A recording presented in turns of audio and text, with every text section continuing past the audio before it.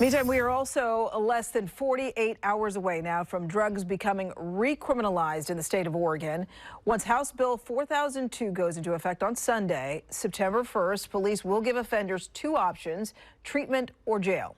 Fox 12's McKenna Marks sat in on a Portland police news conference today where the requirements for treatment with deflection were unveiled. These requirements are very narrow, and that was one of the biggest takeaways we got from this news conference. Now, police tell me that starting Sunday, if you're caught with a controlled substance on the street, you have to meet a long list of requirements to be eligible for deflection. And if you can't check all those boxes, police will take you to jail. This takes off on Sunday, and it's going to be a work in progress. Starting September 1st, House Bill 4002 will officially recriminalize the possession of small amounts of controlled substances. In other words, if someone is arrested for the possession of drugs, they will be taken to jail unless they meet the requirements for deflection. Then they will be eligible for treatment. Portland police have created a checklist for this scenario. To be eligible for deflection, you can't have any additional charges or warrants. You must not be a danger to yourself or others. You must have approval from the deflection team, and the deflection team must arrive to your location in 30 minutes between the hours of 8 a.m. and 8 p.m.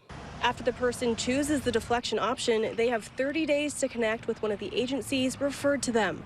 Because of the holiday, deflection hours will be even more limited, from 10 a.m. to 5 p.m. this Sunday and Monday. If you can't check all of those boxes, police will take you to jail. Chief Bob Day says he's aware that this plan isn't the solution to Portland's drug problem. And I absolutely believe that arresting people to try and change addiction behavior is not the answer. But as of right now, this is the best they can do. Day also noted that there are risks involved when police are called to respond to these kinds of incidents. The physical, taking people into custody, putting handcuffs on them, there's a high likelihood there will be uses of force involved. Day said PPB is working in collaboration with the Multnomah County Sheriff's Office to help this new deflection program run smoothly. But he admitted that he's expecting to make changes to the plan as soon as next week. Earlier this week, I spoke to business owners who have been impacted by drug users on the street. Despite drugs being recriminalized, they aren't confident they'll see any significant changes soon. September 1st is going to come around the corner, but what's going to happen? Nothing's going to happen. Nothing really is going to happen overnight.